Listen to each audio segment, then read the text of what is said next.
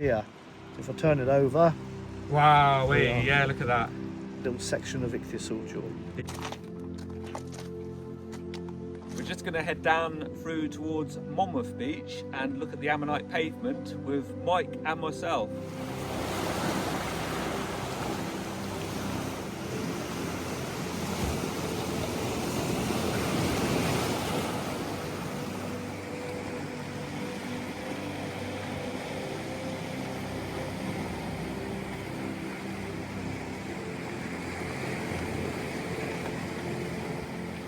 Here comes Mike Harrison. We're out at Monmouth Beach today and he is spotting some nice ammonites in this limestone ledge, beautifully preserved here with the sea just going out.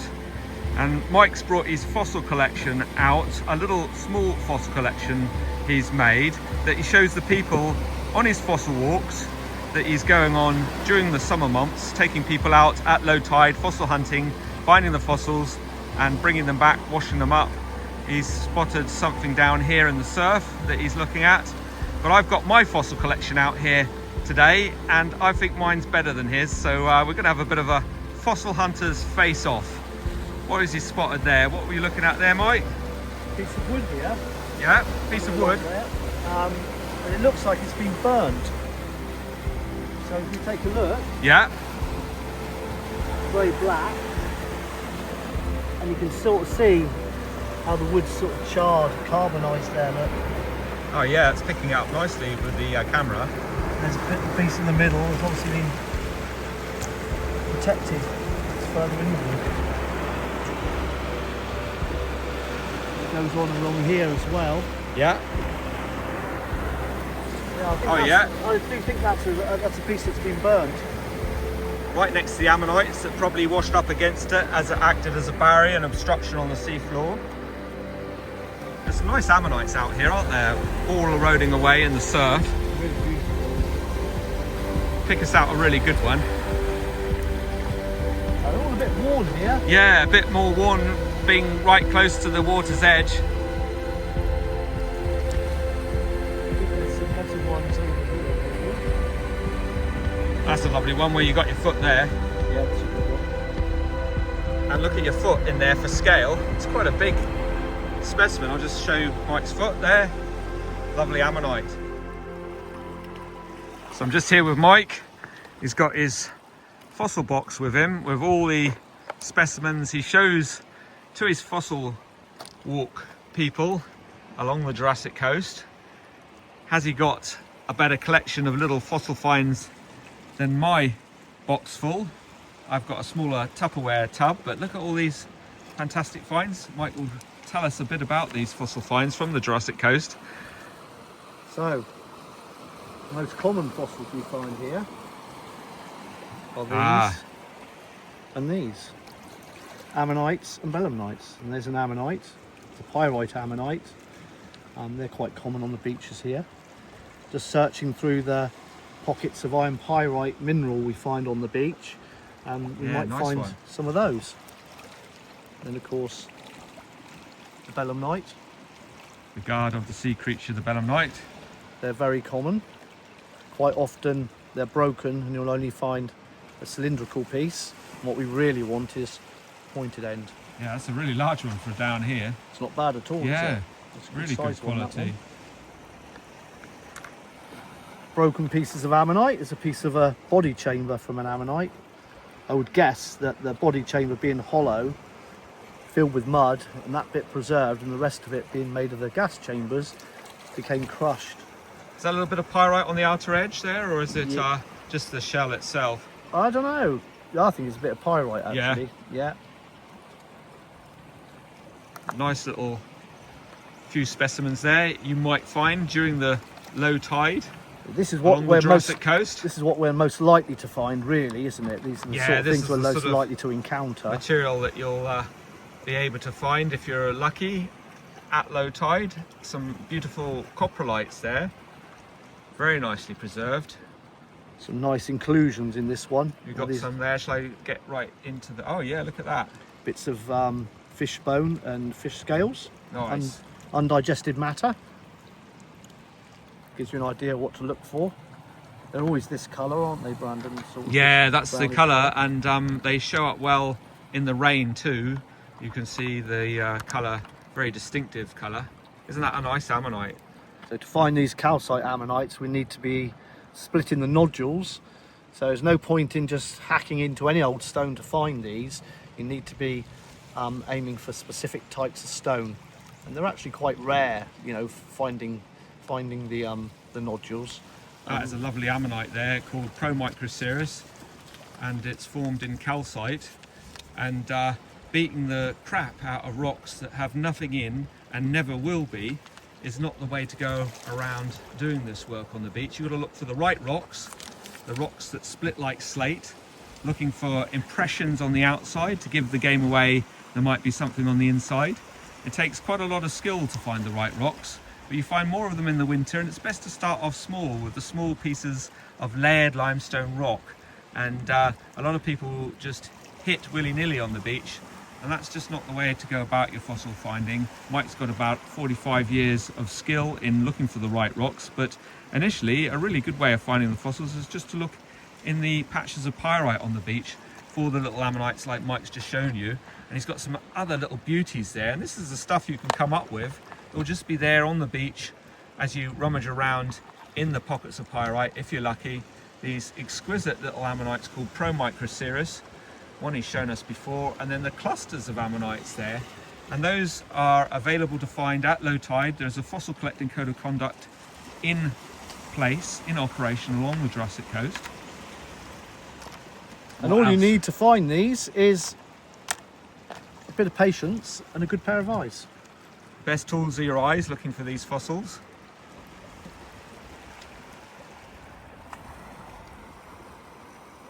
And if you're really lucky, you might find Wow, that's a nice something one. like this. A really nice backbone there. A really nice ichthyosaur backbone from the marine creature, marine reptile. Wow, that's a beauty, isn't it, Mike? It's a bit worn. It's been on the Yeah. beach system for a while. Yeah, it's rolled around. But here's one that hasn't been in the beach system for lovely. a while. I picked that one Yeah. out of the mud, so it's More pristine. Look Look at at those rib attachments there.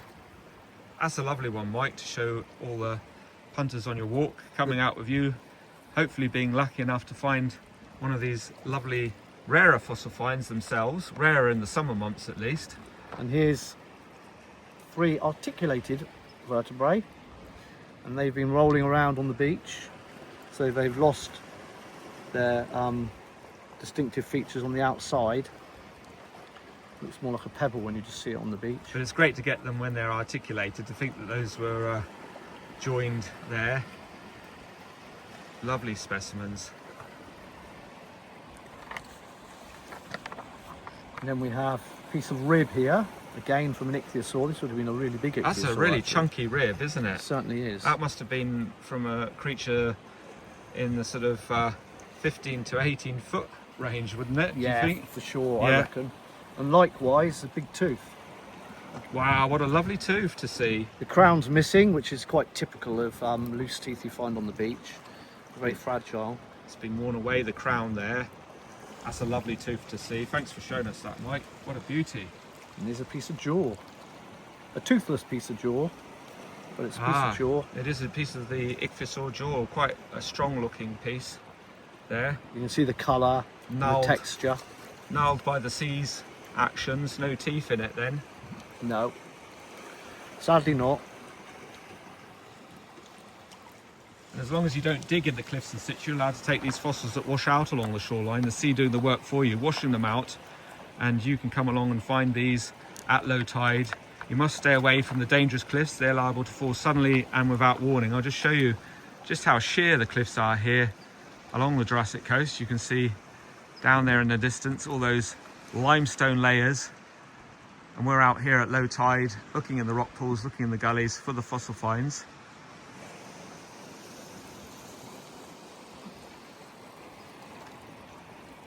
What have we got here, Mike? There we go. So, pieces of crinoid.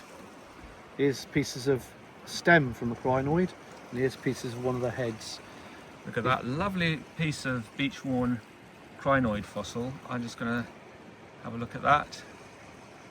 bit more closely. Wow, isn't that nice? That's really distinctive, that bit. Wouldn't have lasted much longer on the beach. No, though, would it? You'd no. soon been worn down to nothing. Yeah. There's the better side. That's the side that landed on the mud on the sea floor when it died, and there's the top side, which doesn't look so great. No, there's not really much detail on there at all, is there? So here's Mike's fossil box with all his specimens that he shows his fossil walkers. And of course, these are all Jurassic fossils, but we do find the odd Cretaceous one. There we are, a sea sponge. Oh, that's a very good example there. That's better than my one in my box of the little flower head sponge there, the Cretaceous fossil specimen preserved in the flint rock. Wow, that's a really good example. So you're going to mark this fossil box out of 10. You can leave it in the comment sections down below. And I'm going to show you my box of fossils as well and see if they're comparable to Mike's, but probably not. But we're in competition here, so But as it's a competition and I want to win, oh right, here we go. What's going on here then? it's just one or two nice fossils here. These ones haven't been ruined by the sea like some of those have. So here's a piece of crinoid. The best side is always the bottom side, as I said earlier. So this is the top side, and we can see disarticulated ossicles. Yep, you can pick those out on the surface. Oh wow, There we go. Look at the relief with that Almost a relief on complete that head. crinoid stem. Stem, what am I saying? Head. Head. Wow-wee. So you can see all that intricate detail that wears down really quickly once it's in the beach system. So it's important to get them before the sea does. That's a nice description there, Mike, of that fossil specimen that you found. That's a real winner. God. Yeah. Right, what else has he got that he's going to uncover? Well, that's number one. I'll save the best to last. Well, it's out in the sun now. The sun seems to have made an appearance. Oh, the sun's good for that one. Look at that lovely specimen there of Asteroceros. Preserved in calcite. Beautifully preserved in calcite. So not every day you find one of these. Oh, that's fantastic. And then people say, oh, you've polished it. Nope, that's how it came. Ah, beautiful suture patterns too, Mike. What a fantastic find. Lovely contrast there. Yeah. With the sutures. And last but not least, this is probably going to be the winner then. Yeah. Mike's going to go all out here. Save the best to last. So here's the top side. The best side is the bottom side again. And some people say it looks like a little bit of wood, and it does look like a bit of wood. Yeah, it does, doesn't it? But it's Yeah. not. We have clues on the outside to what this is. These things here. So if I turn it over, Wow, Yeah. yeah, look at that. little section of ichthyosaur jaw. The ichthyosaur grew up to 60 feet, swam as fast as a tuna fish and ate anything that moved back in the Jurassic. Look at those gnashers there. And ironically, I cleaned that up with a toothbrush. Did you? Was it your own toothbrush, Mike? That was my old one. Wow, right. Now for my fossil collection that I show to my fossil walkers. Okay. So I've got my fossil box here, and these are the fossils I show people to get it into their mind's eye what to look for on the Jurassic coast. I've got the tail end there of this sea creature, the belemnite, that was around in the Jurassic period. People like to find those particular ones. Also too, here is an oyster shell. The devil's toenail sat there filter feeding on the seafloor back in the Jurassic. Now I must get one for my box. Yeah, that's one you're probably missing out on there. And they surrounded them with myth and legend, the devil's toenail there. And then the ammonites, the Promicroceros, you can see in that thin grey layered limestone, one of the calcite ammonites. Probably not as nice as the one Mike showed you earlier on. Then down here in my fossil box, the beef calcite ammonites, ammonite biscuits we call those, in the thin grey fibrous calcium carbonate you get on the beach. A paddle from the ichthyosaur, a little lovely few of the digits and the ulna and the radius there, you probably can see at the top of that paddle bone. That's a winner, that That's a piece. winner, isn't it? Yeah. And then this one from out to sea, the sort of limb bone there from the Jurassic marine sediments. And you can see the sea creatures have got into where the ulna and radius would have been on that particular specimen from the ichthyosaur. And from the ichthyosaur too, the gnarled teeth there, the jaw of an ichthyosaur, you can see there from the Jurassic. There's a coprolite, fossil coprolite. That's a nice one. That's quite a nice Yeah. sharp coprolite. And then there, with all the dipedium scales wrapped up in that coprolite, you can see a ichthyosaur coprolite there. Quite a nice specimen from the ichthyosaur, probably dipedium fish scales, its last meal. A tasty meal was the fish. And the pyrite ammonites, covered in some of the pyrite there, but flipped over, you see the beautiful ammonite. It's preserved in pyrite. The pyrite's heavy and they get into patches on the beach where they congregate, or they're scoured out by the sea. There's a calcite ammonite, and even more beautifully an ammonite there preserved in beautiful brown calcite. That's Asteroceros obtusum ammonite. And gastropods, fossil gastropods there from the ancient marine environment that we investigate the fossil finds from with the people on the fossil walks. Fossil sea lily stem, the animal related to the starfish, crinoid. Some fossil wood, monkey puzzle tree, and some people have found branches of that with cones on. Absolutely amazing fossil finds. And I don't know if you can pick those up, really small ammonites in that box there, and you can hear them rattling an array. But some of those you find in your sieve pot as you're working away on the beach. A fossil sea urchin, a micruster heart-shaped sea urchin from the Cretaceous period. And as I was saying too, Mike has a really nice flower head sponge. This is my example to show the people what they can find at low tide. And some more ichthyosaur remains, some backbones there of the ichthyosaur, a couple of little articulated ichthyosaur backbones. And then also too, in terms of trying to find the bone, you can see there the attrition of the sand and sea has ground down that bone, and you can see the vasing canals filled with white calcite there. And then finally, a lovely little ammonite there with a lovely coloration on the outside of the shell. Oh, look at that, beautiful. Here's Mike Harrison with his beautiful Asteroceros specimen there, you can see, preserved in calcite. That is Asteroceros obtusum, isn't it, Mike? That's it, that's the one. Look at that lovely calcite there. And I showed you my little fossil box earlier of all the show and tell finds that I've got. And here is my plastic model of an ammonite. And I show that to all the kids on the fossil walk too, to show them the morphology of the ammonite with a sharp beak in between the tentacles, a bit like a parrot's beak. And then the siphuncle there where it jetted out water down below. But who has got the best fossil box? I think it's me. It's a fossil hunter's face-off here.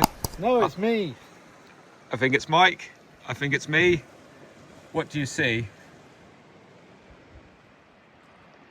So Mike Harrison is walking back, and we'll show you the beautiful ammonite pavement round here on Monmouth Beach as we go back through towards Lyme Regis. And in the comment section, leave your votes for the best fossil show and tell collectibles. I've just stopped at these wonderful ammonites here along the Jurassic coast. I've got my plastic model of one to show you what they look like. And with my plastic model, do you think that I won that competition with the Fossil Hunters Face-Off with Mike? And this ammonite model I bring out with me to teach the kids all about the fossil finds all the time, especially during the summer months when we do the fossil walks at low tide. Well, thanks very much for watching. Here's Mike heading back into Lyme Regis along the ammonite pavement, a protected site for everyone to see at low tide.